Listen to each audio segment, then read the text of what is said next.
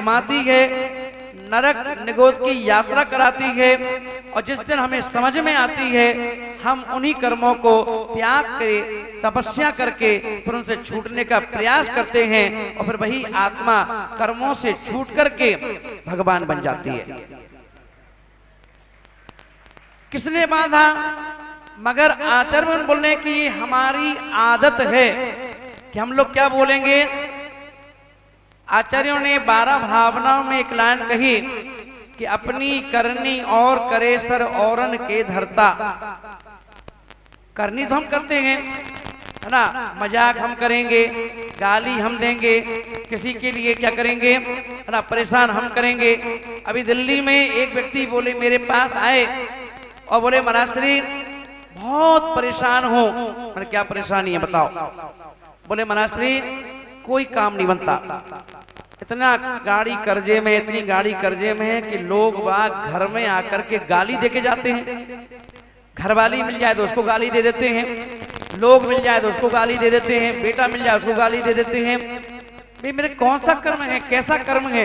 मैं सोच रहा हूँ लोन ले लूं, मेरा मकान गिरवी रख दूंगा, सोना चांदी गिरवी रख दूंगा, लोन पास नहीं हो रहा। मैनेजर कहता है कि आपका काम परसों हो जाएगा, परसों जाओ तो कहता परसों होगा, परसों परसों करते महीनों निकल गए, काम नहीं हो रहा। अभी आज भिंड में ही एक व्यक्ति आए, बोले महाराज जी हमारे 2 भाई जेल में हैं, और जेल में हैं, सबकी बेल हो रही, सबकी जमानत हो रही, पर हमारे भाई को 1 साल हो गया, हम लोग हर तरह से तैयार हैं पर जमानत नहीं हो रही। मैंने कहा ये देखो ना, एक ही कर्म है, जब कर्म अपने उदय में आता है वो किसी को नहीं छोड़ता। पर कर्म बांधे कब हमने? कर्मों को जब हम बांधते हैं तो हमें भी पता नहीं चलता कब बांध लिया। एक महिला आपस में बैठी, 2 महिलाएं बात कर रही, 2 महिला बात कर रही, क्या बात कर रही? मेरी इच्छा है महाराज जी आए, मैं चौका लगा लूं, तुम का साथ दे दो तो मैं तुम्हारे सहयोग से चौका लगा लूंगी। अब जिससे साथ मांग रही हो, महिला ने क्या सोचा, अब साथ को हम ही जाएंगे तब चौका लगेगा। तो ने कहा अभी रुक जाओ, चौका बहुत है, इतने चौका लग रहे हैं, खाली जाएगा तुम्हारा चौका, है ना, एक काम करो अब एक कम हो जान दो, 2-4 दिन बाद लगा लियो। और उस महिला ने क्या किया, आपकी बात मान करके स्वीकार कर लिया कि ठीक है 2-4 दिन बाद चौका लगा लेंगे। और 4 दिन बाद क्या हुआ, उसके दूसरे 2 दिन बाद ही उसके घर में सूतक पातक लग गया, 12-13 दिन का सूतक लग गया। महाराज चले गए, चौका लग नहीं पाया। दोस्त किसको लग गया? उस सलाहकार को जिसने कहा था कि बाद में लगा लेना। दोस्त किसको लग गया? उस सलाहकार को जिसने सलाह दी थी कि एक काम करना बाद में लगा लेना। आचार्य बोल रहे हैं तुमने एक व्यक्ति के बीच में चौके लगाने के लिए अंतराय कर्म को बांध लिया, और एक कर्म बांधा है एक कर्म के बदले में, क्योंकि एक पल के लिए अगर मूर्ति छुपाई थी तो एक पल के लिए 1 साल उनको दूर रहना पड़ा था। आचार्य ने कहा अगर तुमने किसी के एक काम को रोका है तो तुम्हारे 25 काम अंतराय आएंगे।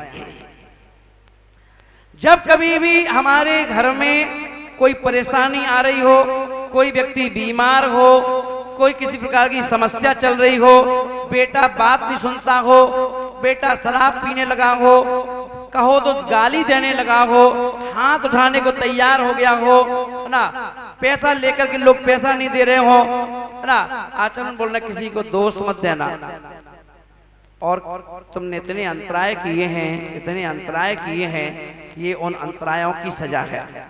और अभी क्या है, अभी तो ये 2-4 ही काम बिगड़ रहे हैं, अभी तो और कामों कितने काम बिगड़ेंगे, क्योंकि एक के बदले में 25 काम बिगड़ना है। एक काम बिगाड़ने से 25 काम बिगड़ना है, तो कर्म आपने ही बांधा है, किसी ने आपसे कहा नहीं था। कोई व्यक्ति, एक व्यक्ति बोली ले रहा है, बोली उसने कहा कि बोली लग रही थी, आनंद भैया बोली लगा रहे थे, किसी ने कहा एक काम करो बोली भैया बोली लगाओ, किसी ने कहा 5100 रुपया, दूसरे ने कहा 7100 रुपया, फिर दूसरे ने 8100 रुपया, आनंद जी ने कहा भैया हाँ वो बोलो भैया। बगल वाले बैठा था, तुम चुपचाप रहो बस, लेने दो उन्हीं को, लेने दो उन्हीं को, लेने दो उन्हीं को, लेने दो है ना, मान गए तुम्हारी बात भाई, चुपचाप रह गया। क्या कर दिया आपने? अंतराय। अरे अंतराय कर दिया आपने, उसको बोली लेने से रोक दिया, पैसा उसका जा रहा था, भाव उसके हो रहे थे, पर तुमसे रहा नहीं गया और तुमने उसको क्या कर दिया? रोक दिया। आचरण का अच्छा रोका।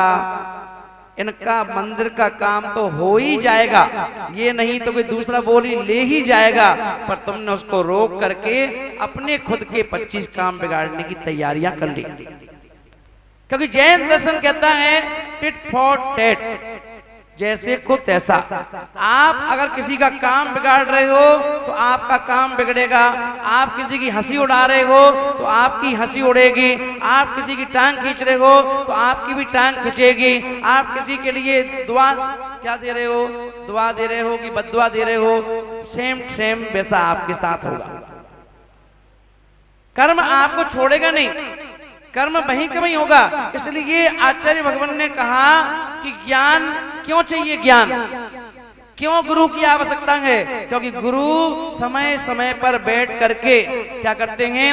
आपको समझाते रहते हैं, बेटा ऐसा काम मत करो, अगर आप ऐसा कर रहे हो इससे ऐसा कर्म का बंध हो जाएगा, फिर आपको भुगतना पड़ेगा, आपको भुगतना पड़ेगा, इसे कभी मत करो, है ना। अभी आचार्य विद्यासागर जी महाराज के 5 शिष्य दिल्ली पहुंचे, और दिल्ली पहुंचे उसी समय नयन सागर जी महाराज का प्रकरण उठा। उन्होंने क्या किया? लोगों को खूब हवा दी, हाँ उछालो उछालो उछालो। मैंने उनसे कहा कि महाराज आचार्य विद्यासागर जी महाराज के शिष्य होना ही काफी नहीं है, ये ध्यान रखना। आचार्य विद्यासागर जी महाराज तो तिरी जाएंगे, पर आप सोचोगे उनका नाम से आप तिर जाओगे, ये कर्म है। जो कर्म श्रावक के लिए भी वही कर्म है 8, और साधु के लिए भी वही कर्म है 8। इनके चपेट में जो आ जाता है तो ये अच्छे साधु भी साधु होकर के 20-20 साल रह करके घर चले जाते हैं, भ्रष्ट हो जाते हैं। इसलिए कभी भी कर्म के बीच में कभी मत आओ। प्रतिदिन अपना ऐसा निकालो कि सुबह जब सोकर के उठो तो भगवान से ये प्रार्थना करो कि हे ईश्वर, मेरे द्वारा किसी का अहित ना हो।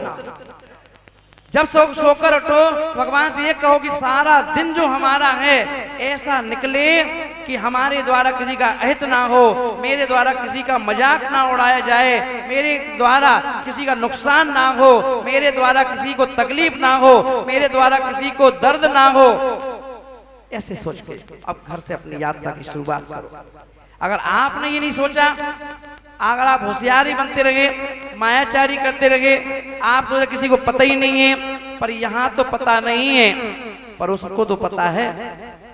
और सजा ये नहीं देते हैं, ये तो मजा लेते हैं, सजा तो वो देता है ना। मजा ये लेंगे, सजा वो देंगे, है ना। क्योंकि ये ध्यान रखना, प्रभु पैसा तो दे देता है, पर जिस घर में पैसा देता है पता चला उसी घर में एक शुगर की बीमारी भी दे देता है, और कहता है कि नाम दुनिया में तुम कहलाओगे कि फलाना सेठ है, पता चला उसकी शादी है, सारे लोग रसगुल्ले खा रहे हैं, पर वह व्यक्ति दूसरे की शक्ल तो देखता है पर रसगुल्ला नहीं खा पाता। और कभी अगर धोखे से रसगुल्ला उठा के खाने की तैयारी भी कर ले, चोरी छुपे, तो घरवाली देख ले, घरवाली उसके मुंह में से रसगुल्ला निकाल के बाहर कर देती है, चलिए खा लो रसगुल्ला, फिर चल रही हो, फिर अस्पताल लेके जाएंगे, फिर भर्ती करेंगे, मुंह में से छीन लेती है। बोले क्यों? बोले कि कर्म जो है तुम्हारा होकर के भी तुम्हें उसका भोग नहीं भोगने देगा। कई बार देखते हो व्यक्ति इतना पैसा कमाता है, इतना पैसा कमाता है, और उससे कहो मंदिर में दान करो कुछ, तो नहीं करेगा, सोचेगा, पूछेंगे, सलाह करेंगे, मशवरा करेंगे, फिर आपको बता देंगे। पर वही पैसा जोड़ के रखता है, और कोई व्यक्ति रिश्तेदार में खास रिश्तेदार उसके घर पे पहुंच जाता है, पैसे की जरूरत है, बहुत परेशान हूं, कुछ पैसे दे दो, 10-20 लाख रुपया हम आपको 4 महीने 6 महीने बाद दे देंगे। रिश्ता कौन है? पता साला जीजा साली का रिश्ता है या साले या जीजे का रिश्ता है। अब जीजा ने सोचा कि साले ही तो है, दे दो, और दे दिया, और पता चला रिश्ता भी गया और पैसे भी गए। बोले और दे दो। क्यों हुआ ऐसा? बोले और बचा लो। क्योंकि धर्म तो कहता है कि पैसा किस लिए है। हाथ जोड़ो, बोलो पैसे की गति 3। कितनी गति है पैसे की? 3। उसमें से एक गति क्या है? भगवान महावीर स्वामी कह रहे हैं पैसे की गति 3 है, उसमें से पहली गति भोग भोगो आप। बोले मैंने भी भोगे हैं। शांतिनाथ भगवान 16वें तीर्थंकर, जिनके यहाँ पर 18 करोड़ घोड़े। कितने घोड़े तुम्हारे यहाँ कितने हैं? एक नहीं है ना। 84 लाख हाथी चक्रवर्ती के यहाँ। कितने हाथी? 84 लाख हाथी तुम्हारे यहाँ एक नहीं है। और अड़ोसी पड़ोसी का कभी भूखे से मिल जाए तो तुम उसे रोटी भी नहीं खिला पाओ।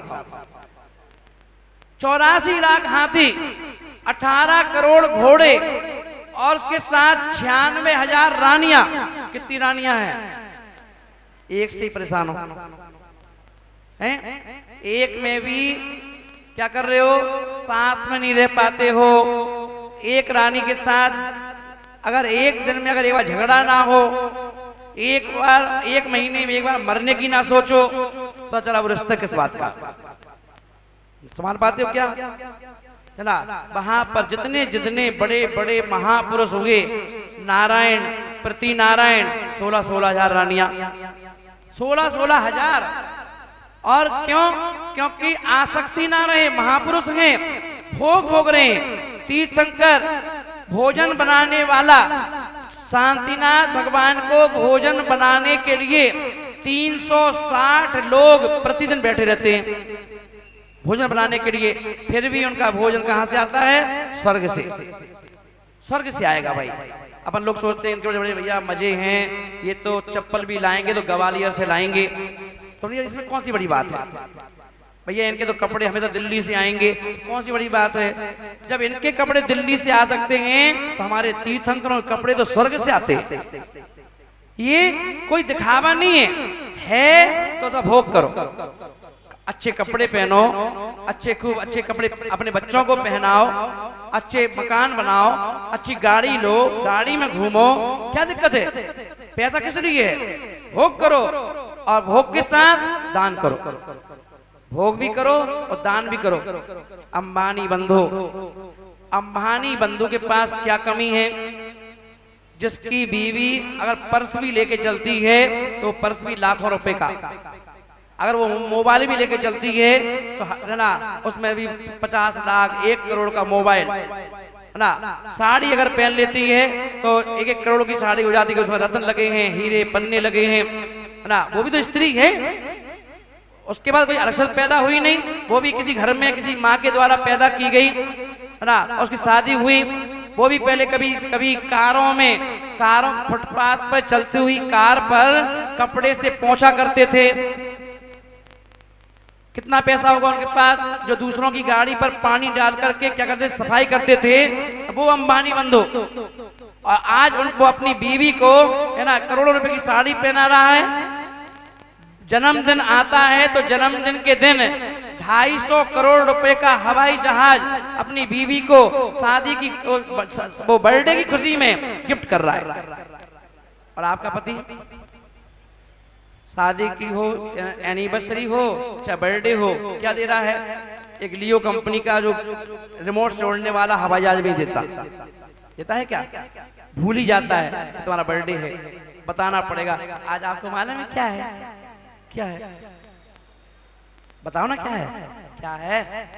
जैसे तुम बताओ क्या है, वो उसका गुस्सा बढ़ता जाए। क्या है बोलना, क्या है? बार बार बोल रही क्या है? आज हमारा बर्थडे, अच्छा बर्थडे है, अच्छा ठीक है। ओ मुझे तो याद ही नहीं रहा। लो होगा कहाँ बर्थडे? पर वहां पर बर्थडे पर 250 करोड़ रुपए का हवाई जहाज, है ना। लोग कह रहे भैया इनके बड़े ऐस हैं। ऐस नहीं रहेंगे, क्योंकि पैसा भी तो उसी को दिया जाएगा जो उसका उपयोग करना जानता हो। आपका उपयोग करना जानते हो, आपके घर में तो 100-200 ग्राम सोना भी है तो आप सोने की 10,000 रुपए की चेन भी पहनने में डरते हो कि 10,000 रुपए की चेन कैसे पहन लें, और कोई छुड़ा के ले गया तो, है ना, तो क्या करो, पहनो ही मत, खाली गला ले लो, है ना, खाली हाथ ले लो, खाली अंगूठी ले लो। पहनोगे तो क्या पहनोगे, आर्टिफिशियल पीतल की चेन, पीतल का ये, और जाओगे ऐसे जैसे लोग सोचेंगे देखो ये सोना पहन के आई। सबको पता है कि आर्टिफिशियल पहन के आए। तो प्रभु कहते हैं कि तेरे को देने से फायदा कौन सा है, देने के बाद ही तुमने उपयोग नहीं किया, देने के बाद इसका अपने यूज नहीं किया। भारतीय टीम में किसी प्लेयर को ले लिया जाए और वो अपना गेम ना दिखाए तो उसको बाहर कर दिया जाता है, चल निकल ले बाहर, रास्ता गई। बोले एक मैच खिलाया, नहीं खेल पाए, 10 गेंद भी नहीं खेल पाए, 2-4 चौके भी नहीं मार पाए, चलो बाहर, तो टीम और हार गई, एक मैच से सीधा बाहर। और आपसे कहा जाता है कि मौका दिया 55 साल 70 साल का मौका दिया गया कि आप कितनी अच्छे से लाइफ जी सकते हो, अच्छा शरीर दिया, चेहरा दिया, हंसना नहीं, हंसी गायब है ना। तो भगवान ने कहा ठीक है, अगली बार तुम्हें चेहरा ही ऐसा दे देंगे, ना हंसने के रहोगे ना रोने के रहोगे। जो भी सामान दिया है काय के लिए दिया, यूज करने के लिए, यूज तो करो। तो इसलिए 3 गति दी गई कि या तो भोग करो, और भोग नहीं कर पाए तो क्या करो, भोग नहीं कर पाए तो दान करो, और दान नहीं कर पाए, दान भी नहीं कर पाए। कई व्यक्ति जब दान करते हैं तो लोग कहते हैं 10 महिलाओं के बीच में कोई एक महिला बैठी हो और वो क्या करे, यहाँ से बोली उमेश जी बोली बोल रहे हो और वो महिला बैठी बैठी कह रही ठीक है 11,000 हमारी तरफ से। तो महिला को देख के खुश हो, उस महिला को देख के ताली बजाओ, उस महिला की अनुमोदना करो। कि अनुमोदना करोगे, खुश होगे, तो ये भाव से खुश हो कि देखो इनकी भाव देखो, इन्होंने हाल बोल दिया और दे भी देंगे। और एक हम हैं कि हम इनकी तरह 21 रुपया भी नहीं बोल पाएंगे, 51 रुपये भी नहीं बोल पाएंगे, सोचना पड़ेगा, पर उन्होंने हाल बोल दिया, है ना। ऐसे भगवान मैं इनकी अनुमोदना करती हूँ, मेरे भाव भी ऐसे हों और मेरे को भगवान दे भी दे।